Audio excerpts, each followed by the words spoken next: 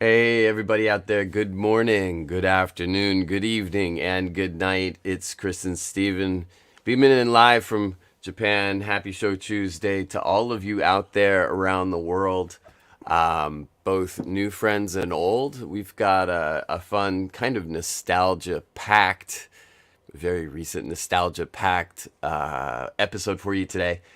But let's get started with top of the morning to you, Steven. How you doing? Good morning, Christopher. I'm doing well. I'm finally recovering from our epic journey. I think I got enough sleep the last few nights to feel pretty normal. Um, just before we get too deep into it, I do have to acknowledge my hat here. So, Mm-hmm. of course, this is the San Diego Padres. Everybody knows I'm a baseball fan. I'm a Red Sox fan primarily, but if I could own a hat from every major league team other than the Yankees and Astros, I would. So I've started my journey on that collection. And the other day, I picked up a Detroit Tigers hat and a San Diego Padres hat, which, of course, for baseball fans, that was a 1984 World Series matchup in which Detroit absolutely destroyed San Diego in San Diego's first ever World Series appearance. But it was fun to buy the two hats together. Right? It was a little trip down memory lane for me. I think that was the third World Series I watched. Oh, okay. So that was fun. But I only realized on this trip that we had that the SD can also stand for Shochu'danji, which of course is my Instagram handle. Yeah. So I'm now on a mission to collect all of the color options for this particular hat. So And there are a few. there are a few. So you may see me in this livery a lot in different hues. Um, but because as you all know, this is probably my first time wearing a hat on Show Tuesday, at least when I'm indoors. But Probably. Probably it yeah. is. So, yeah, it's now Yeah. part of my uniform. Okay. So, I like yeah. it. I endorse that. I have a new baseball cap myself since we're talking baseball caps, which I'm not going to wear today. Maybe I should actually screw that. Hold on just a second. Look at that. All right. Mine is the kanji for drink, nomu. But this is not, there are two different kanji, of course, because why would it be easy, right?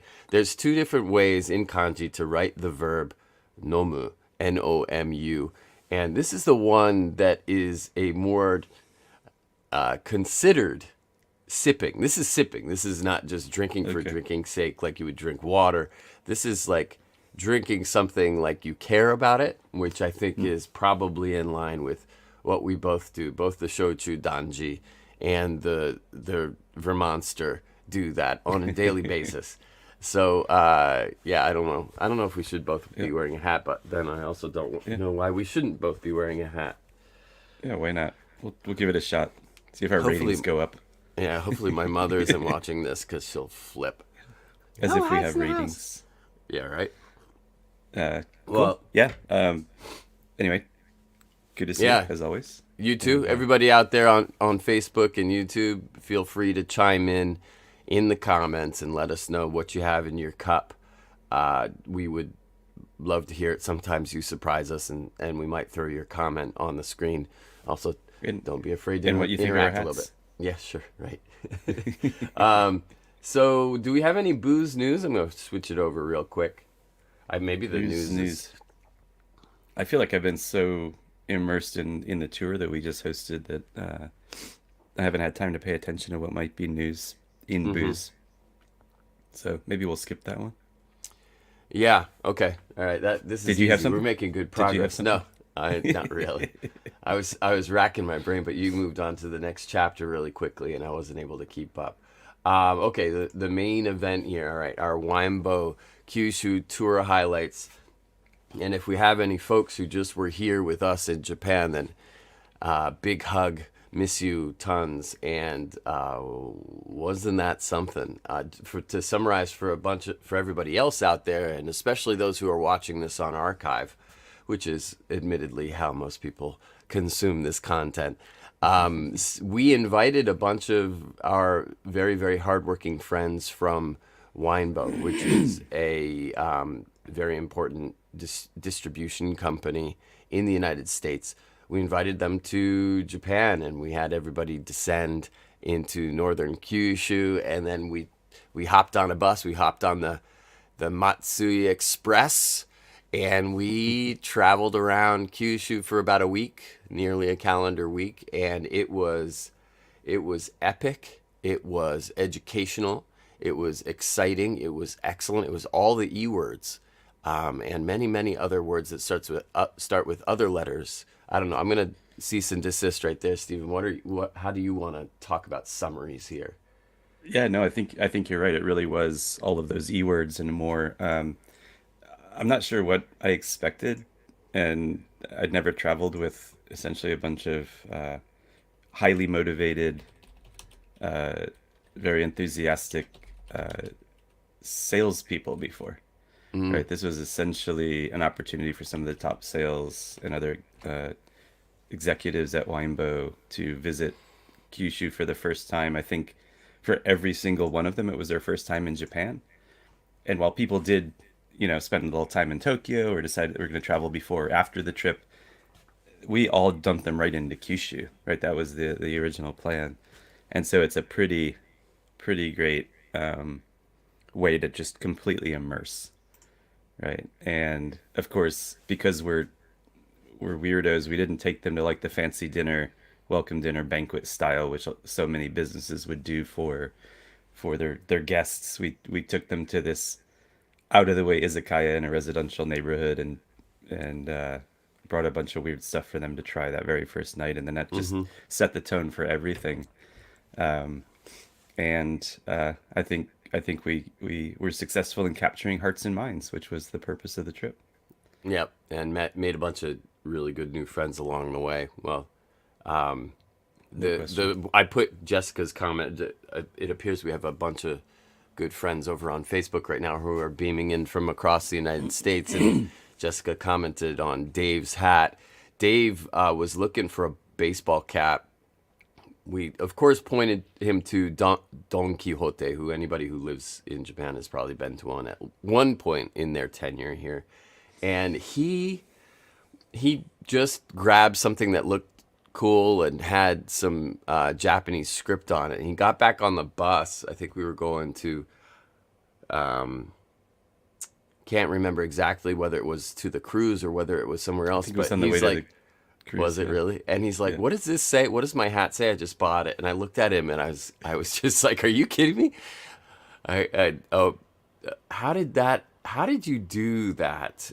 Because what he had purchased, and he didn't even believe me when I told him this, so I had to get backup from Yuko. But this guy who sells a whole lot of alcohol as his profession and knows many different types of alcohol inside and out, across here it said, sorry, I cannot drink alcohol on his hat in Japanese. I was like, I can't believe that of all the hats, you happen to pick that one. I cannot yeah. drink. Yeah, he wanted And something with Chinese Japanese writing on it, right? So unbelievable, unbelievable luck. So that's what Jessica is referring to. That is a pretty epic hat. I did actually go into a different Don Quixote trying to find it, and I couldn't. yeah, Um, I so may need one as well. yeah, that's perfect. Anyway, We we we thought if we did these tours again, we might have to get that hat for everybody. That's how we recognize people in our group in a crowd. yeah, Look for the hats. I love it. Love it. Yeah, it's like in the kindergartens where they have everybody with their own colored hat by class, right? And ours will all just be those sorry I can't drink caps in whatever Yep. color we can find. We should get them in a rainbow, honestly. I think that would be more fun. But so okay, yeah. Anyway, that was sorry, Dave is wearing his cap now, which is highly, highly appropriate and encouraged. But I think what we're planning to talk about today, in general, is some of the big takeaways from the trip that you and Mhm. I both had, and that those can be key to use this as a gerund learnings. They can be just the highlight events or most enjoyable moments. But you and I both learned a ton of stuff during the tour, and that was something Yep. that came up several times during the trip. Was just that's why you keep going back to the distilleries and breweries, for Mhm. that matter, places that make good things and do it especially on a small scale because you're gonna pick up new details every time. Mhm. Another thing, I was talking to somebody about this. A lot of folks who and this is, of course, this is just common sense, but people who, artisans, craftspeople, people who do and focus on one thing for a living, they may be really good at that. They aren't always good at reading our minds in terms of the information that we need and the best way to explain what they do. So the trick of it is that you have to go in with really good questions, and that's hard to do. You know, as many times as we've been to these distilleries, I forget the things that I want to ask, and I don't remember them until later. And it's, I should have asked him this, or I should have asked him that question in this other way, and I have gotten to a different response. But anyways, it was good. The questions we asked were great. We had, like we said before, we had double digit folks from Winebow joining us on the tour. These are folks who have a lot of knowledge about wine, but we joked that really the company should be renamed Spirits Bow or Show Bow or something like that because of all of the spirits knowledge that was very apparent, which informed many of the questions, which helped them to learn more about Shochu. So maybe I'll change the title here in a second to Shobo Kyushu Tour. So anyways, any big moments or takeaways from you? No, I think kind of feeding back on what you just said, the loop there is, I think having critical mass, having enough people in the room at the distillery so the right questions came up. Yep. Right. When it's just me or just you or just the two of us or maybe three people, that question might not come to any of our minds. And so we ended up, I think, both of us learning so much more about each of these distillers, which we've both visited multiple times in the past, simply through the questions that the Winebow folks were asking. And of course, Jake Tenenbaum, who was on our Shochu'sday a couple weeks ago, because he was here in Fukuoka, he was also on the tour. He's from Honkaku Spirits, based in the U.S. And he asks great questions. That guy knows more about spirits than anybody twice his age. So yeah, I know. It was just great to have all of them there asking these really critical questions, and we learned so much.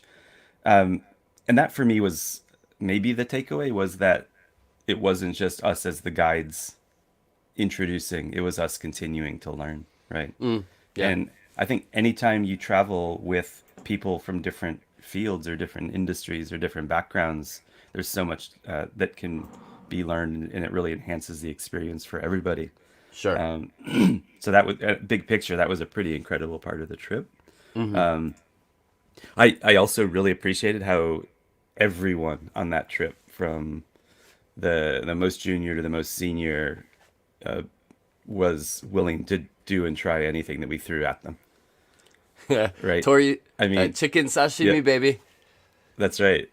I believe everybody tried the chicken sashimi, or nearly everybody, which is not something. I think they did. Yeah. Yeah. Yeah. And then we hit them with a lobster sashimi toward the end of the trip, and most of them didn't bat an eye at that.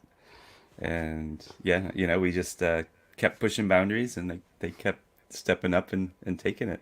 And this wouldn't be like my big highlight, I guess, but when we took them to archery, we turned it into a little tournament. And you take top salespeople and you put them in a competition, and things get fun. It was. That was the most competitive archery tournament I've been a part of, anyway. Yeah, I've been at that same archery venue. Jessica kicked our asses. She did.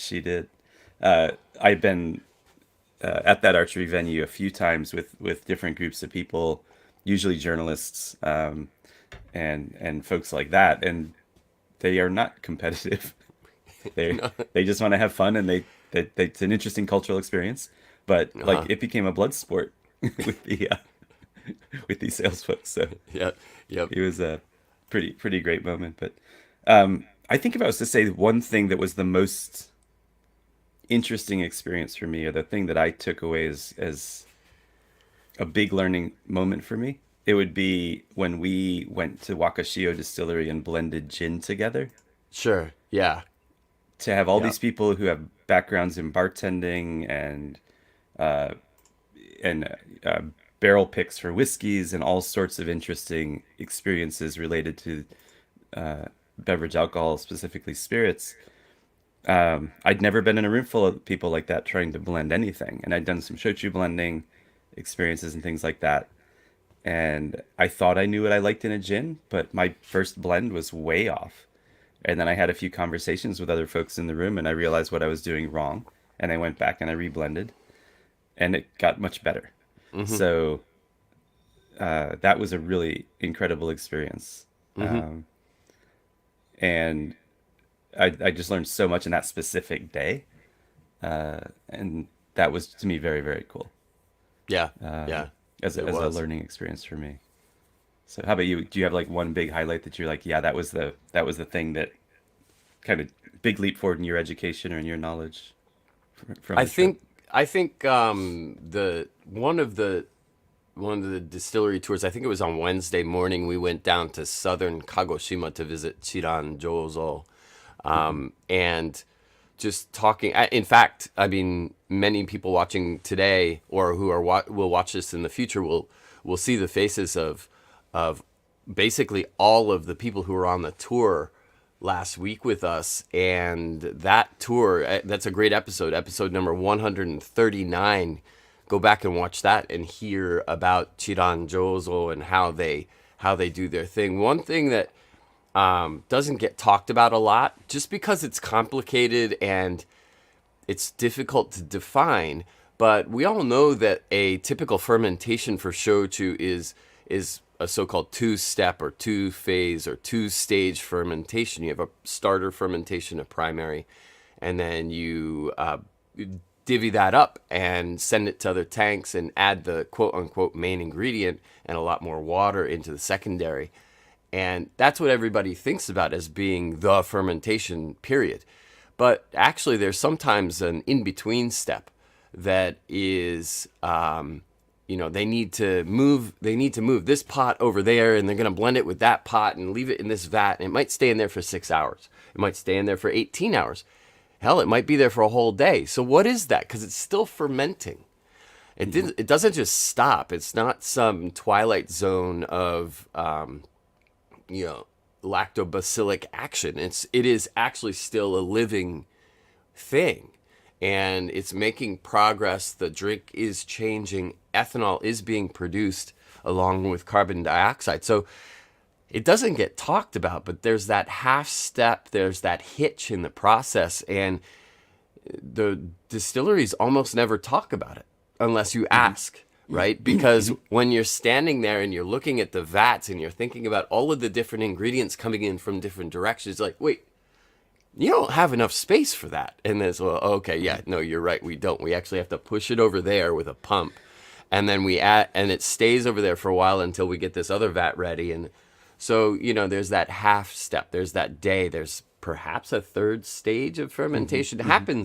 happens quite frequently in the Kokuto sugar shochu world. I've seen it often down south. But Yeah. sometimes when you get people to talk about it in their own process, it's like, oh yeah, okay. Hmm. So it's 2.5 stages, or it's like, I don't know, maybe it is three. I don't know. It's hard to define. Right. And I think that's a great point. And it's, when we do a Shochu 101, right? We're like a primary fermentation, a main fermentation, distillation. Or like Mm-hmm. koji, koji making, primary fermentation, main fermentation, distillation. Those are the four steps of making it. Right. But you're right, there are these little moments where it's something in between. These bridges or these ladders, or these stairs to get to the next step. And as you were talking, I remember like at Yamato Zakura, we don't really talk about it unless you visit the distillery and think about it. But as he begins his main fermentation, it all goes into one big tank, Right. and Right. that's where all the sweet potatoes and the water get added to the primary fermentation. But it's in a big stainless steel tank, and it Mm-hmm. sits there for almost 2 days. Okay. And then it goes back into the ceramic pots in the There you distillery go. floor, which is where all the photos are, right? So if you look at pictures of Yamato Zakura, you never see that stainless tank, Yeah. right? But there's no question that the size, shape, and material that tank's made out of, and the amount of surface area available for air to be, and yeast and everything changes what that fermentation will become, rather Absolutely. than putting it directly into the ceramic pots, which Mm-hmm. have a different shape, different material, smaller neck, less more of it submerged, right? It's a different drink because of Yeah. that moment in the fermentation process, and that's true at all of these distilleries. at least most of them, right? Other than the really highly automated with lots of floor space places where they can immediately shoot it from primary into main, add everything, and it's off to the races rather than having that interim stage. But these smaller distilleries, these smaller facilities, there is that need for it to sit somewhere else for a moment before it heads to where it's going to spend most of its time. So Yep. yeah, that's a really interesting point. I hadn't thought about it quite in those terms before. So cool. Yep, and we discovered that because people kept asking the questions, and we needed to find a way to explain it clearly. And you know, you and I would have, if we had just been there by ourselves, we just walked right past that, not thought too much about it. It's like, yeah, sure, of course, of course, of course. And also Mori-san would have just said, you know, you it's basically the same pattern as everybody else does it, and that's how it gets told on every level. I mean, when Yep. distilleries describe these things to their own staff, like new staff are being onboarded, they don't even talk about this in between process because it's probably considered in their minds to be inconsequential, and it doesn't really fit this. You know, it's basically it's a function of industrialization. They can have that in between process now. It's a convenience. It might be a situation of like shuffling the deck, but they still can pump using, you know, machinery. They can pump this tank into that one way over there and leave it for a bit until they need it again. And it's just, you know, that's just modernization. But, you know, yeah, as Richard just mentioned, there are lots of little points in the process that are kind of hiding, and you just gotta keep asking politely until somebody figures out a way, until one of these people who makes these beautiful drinks for a living figures out where your brain is coming from so that they can explain it in a way that would make sense to you given all of the other things that they assume you already know. So it's a, you know, we were lucky, we were very fortunate, and I guess if I can go back to my summary, we got, you know, just very deep responses to our questions the entire week. And it's a big process to get. Geez, there were 15 of us, 16 including Matsui-san. Often he was often in there too. We had an amazing bus driver. I'll have you all know. But it was. I'm sure it was a lot. I mean, at one point we did have to break the group into two to fit us in there. So. Yeah, right. The distillery was so small, right? Yep. Yeah, that I'm sure that for many of these distilleries, it's the most number of foreigners that they've Oh, had yeah. in a single visit, perhaps Not to mention cumulatively, right? oh, these poor folks! All the Nanban, the southern barbarians running in all at the same time. They were outnumbered, and Yeah, fortunately, we yeah, didn't break anything. I don't think. yeah. Nothing that can't be repaired anyway. But you know, it is a hidden process, but it's hidden in plain sight, right? It's not some company secret. Of course, there are No, company it's secrets, and true. that's why we had to end the live stream last week because he was about to reveal something that he didn't That's want right. I forgot about that. known publicly. But a lot of this is it's simply how they do it, and they just don't think that it's an important key component when they're trying to educate, you know, people who are new to the category. You know, from their perspective, you know, especially like the first distillery we walked into, it was the first shochu distillery for any of these people to have Right. visited, right? Of course. And Of so course. it, you know, they're expecting to be giving the Shochu 101, and suddenly the really technical, interesting questions start coming out because we did a good job educating them beforehand. And then the distillers are like, oh, okay, this isn't a usual tour. There's going to be a conversation happening here, right? Yep. Right. Yeah. Yeah. Exactly. And speaking of Nanban, another, I guess, pretty funny moment was we went to the Kirishima distillery in Myakunojo in Miyazaki. Yeah. They're the biggest distillery in Japan. And we had an 11. No photos. No, we had, No, yeah, no photos no in that photos. distillery. Love it. We had a 10 a.m. appointment. It's about an hour-long tour, including tasting. And then Right. we there was a restaurant we wanted to go, and they don't take reservations. It's a chicken nanban restaurant. That's why your nanban comment made me think of it.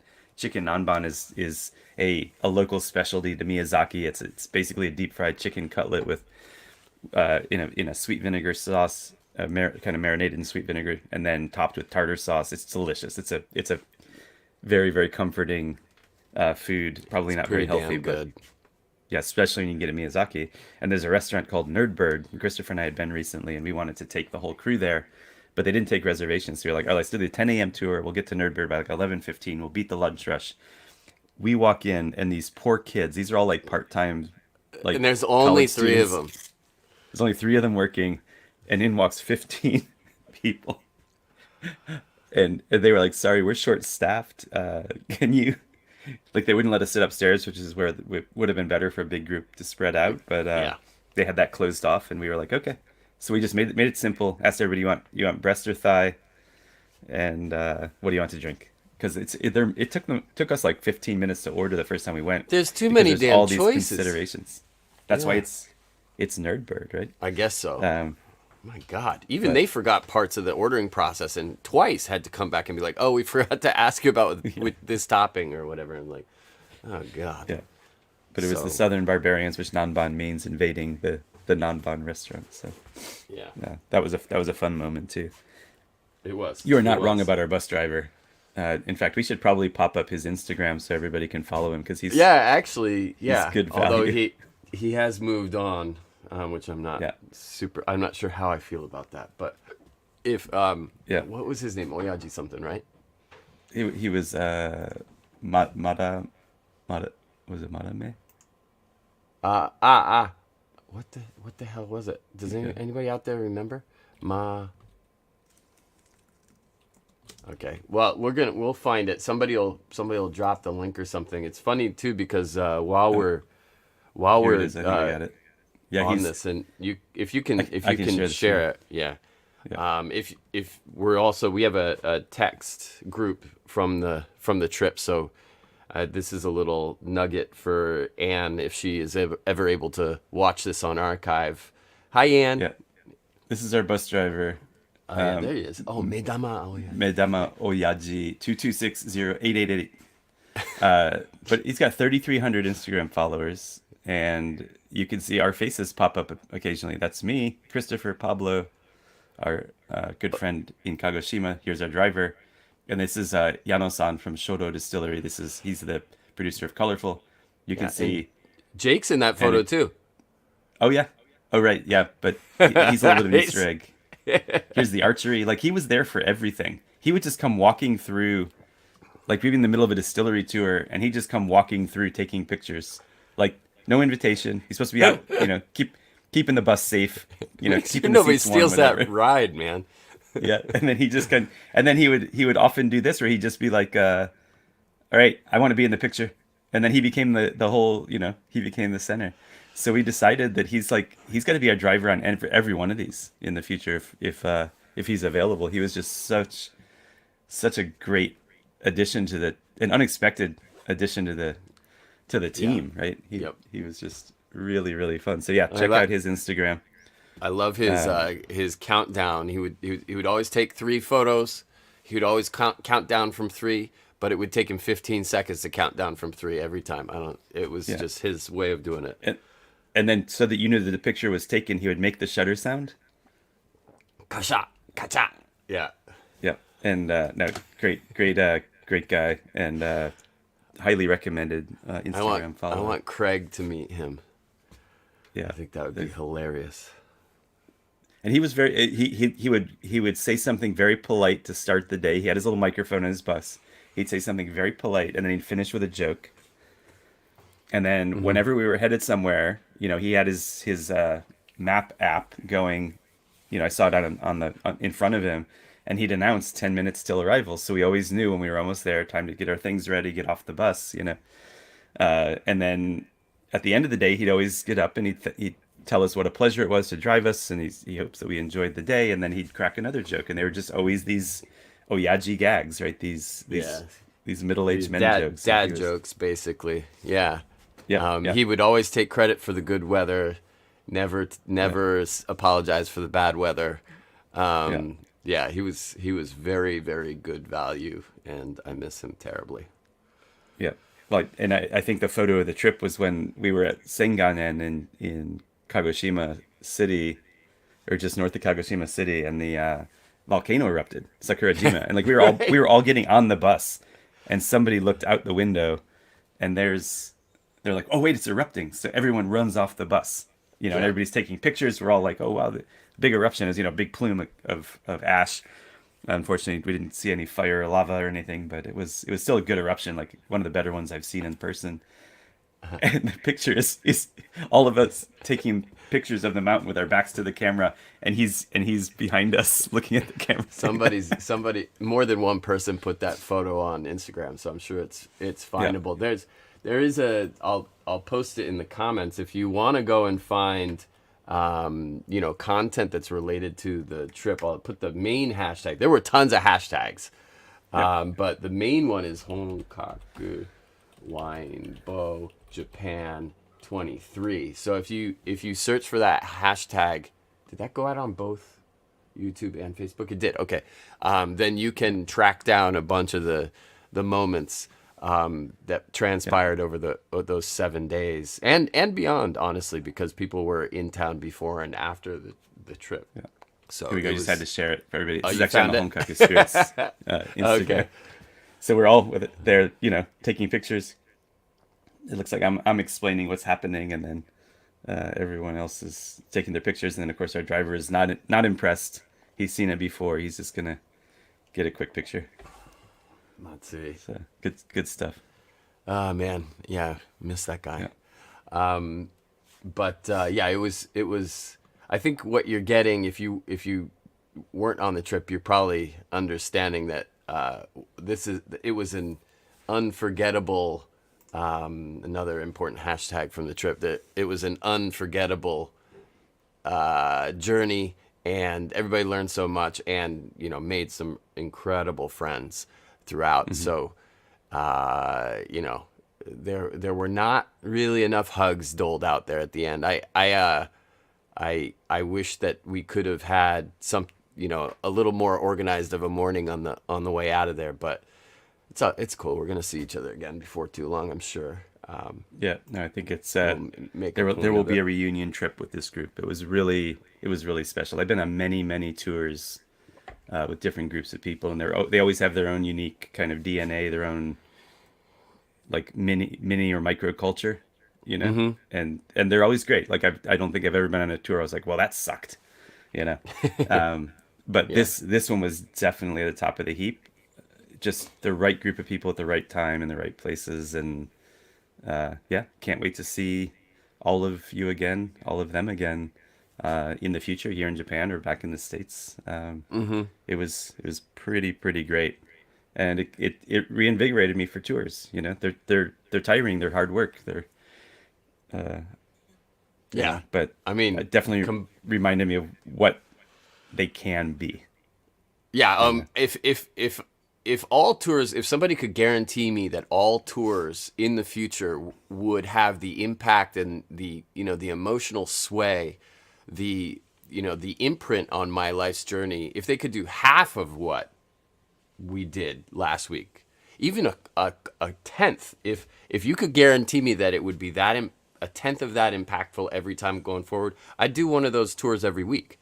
Because it would affect me so much. It would affect the other people on the tour so much. It would have so much good that would come out of it. Not just for us, but for like this story of shochu, of Japanese koji-based spirits that you and I live and die for. That would be more than enough to basically put everything else on the back burner and make sure I would do this full time. I would probably get pretty tuckered out pretty quickly, but it would be worth it. So yeah, I'm so happy that I'm so pleased. I am so like the cockles of my heart are just percolating with love, and I think that has nothing to do with Valentine's Day per se. It just was like I mean I'm so overjoyed that everything kind of worked out the way it did, and that people took it the way that they did, and hopefully it will stay with them for as long as it stays with us. Anyways, before I start to get misty-eyed, I'm thinking about transitioning to our final banner for the session. It's a great idea, Christopher. Please, Yeah. please. Oh no, I got you. Sorry about that. And if anybody else out there is getting misty-eyed, aishiteru, as Monique said, and Or as Matsui said, he's He's getting teary-eyed. He's like, I'm crying. Like that. No, but he did afterwards when he sat down and turned around. He did actually. He shed a few. That was hilarious. Anyways, let's see. Okay, so final banner. And this is two banners. One, we usually move on to either a newly opened or a bottle kill. I think Steven's gonna have a newly opened here before we adjourn. So many newly opened. But I think this is gonna take a while. Okay. No, I'm just gonna do one. Okay. I'm gonna do a carton shochu. Oh, nice. Yep. So this is Beni Otome, which of course is available in the U.S. This is a sesame shochu. Here in Japan, this is a 900 milliliter carton. Little screw top so you can reclose it, but basically a milk carton for shochu. Mm-hmm. A nice thing about this is when you're carrying it home from the store, on the subway or on your bicycle, whatever, it's not heavy, and if you drop it, it won't break. Unless you drop it from quite a height, it might explode. But you're not gonna. It's not like dropping a glass bottle. And if you drink half of it at one meal, then your spouse won't really easily be able to tell. That's a fair point as well. What's crazy about this is I got this on sale at a drugstore here in Fukuoka. Spirits don't go bad. They don't expire. But every so often I'll be, especially in drugstores or other places that probably don't move a lot of this kind of product, they just put them on the remainders table. Like, it's all right. We gotta get this out of the store, right? So I think I got this for about $5.50 for 900 ml of Beni Otome. So it's one of those shochu that kind of goes really well all different ways. It's so good. It is. I covet that to brand. my knowledge, they're still the only distillery that I'm aware of that's making sesame shochu. Yeah, it's a monopoly living in plain sight. Yeah, and this one's 10% sesame, so that's a pretty heavy load of pretty expensive ingredient. And it's almost criminal to have it selling that cheap in Japan, because I think there's probably, $25, $30 a bottle on the shelf in the US. It should be at least, yeah. Yeah. It's so good. anyway, yeah, that was my newly opened. You can't tell how much is left. So. That's right. Still got some weight to those it. cartons are so good. Yeah. Yeah. What do you mean I had half the bottle? How can you tell? I just weighed it. Shoot. Yeah, if I told you I opened this yesterday, you might judge me, but I didn't. It's been open since 2018. But anyway. Yeah, that's why we are going to move on to a different banner so that I don't get judged in terms of how recently I opened these two. I have a pair of 600 ml bottles. These are a standard pour, and for Winebow folks who are watching, if you come back, we might have to go down to Okinawa because we obviously don't want to show you the same thing twice. A couple of bottles of 600 ml awamori. It's like every brewery makes one of these. I don't know what it is or where it's from, but it's pretty cool because some places that have awamori from all of the distilleries in Okinawa will just have these lined up, one of each, and it's almost like it's required. I'm not sure, but it really is their club pass to show that they're in the awamori club or that they can get past the bouncers on the way in. And I just recently got through this one from Ipponmatsu, or it's called Ipponmatsu, and this is Yambaru Kuina, and really nice. Kind of, I think we'll call them standard ippanshu, so they're not really aged. They're quite fresh. I don't know if I'd call them shinshu either, but they're really just very lightly rested before they go in the bottle. So they tend to exude a little bit more on the mushroomy notes and some of the earthy black koji notes than they do on the sweeter, more vanillin style aged notes that you get later on, much later on, several years into the process. But they were great. And as I do, I sipped through pretty much the whole bottle. Oyuwari, I know that's not super common for down south, but I don't give a damn. Christopher is a little bit of a oyuwari. I don't even know the word. You tell me the right way to do it, and I'll show you 10 other ways that it can also be done. Yeah. So yeah, I mean, to be fair, down south in Okinawa right now, compared to here. I mean, it's negative, I think, degrees in Tokyo this morning, and down in Okinawa, it's probably about 20 degrees, which would put it at 40, 70, in the low 70s. And it doesn't really get a whole lot colder than that throughout the year, except maybe at night when it dips into the teens. But lovely place. Can't wait to be back there next month. And again, for folks with Winebow, that's probably one of the next destinations we have to take you to, because it really is underappreciated.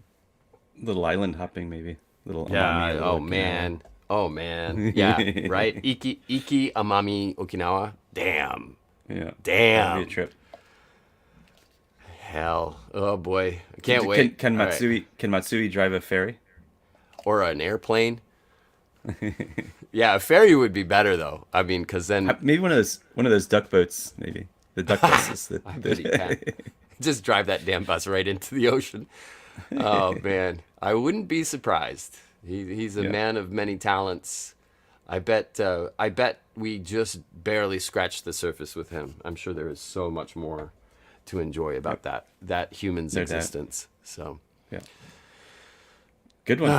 all right, yeah. So we're gonna close it out here, and we appreciate greatly that there are folks from Winebow and not on both of the channels that we are live streaming to, both Facebook and YouTube. And for all of those who are going to be catching this late on the archives, thank you for making it to the end of episode 140. And really super, super hearty happy Shochu'sday to everybody out there. And so, yeah, I don't know.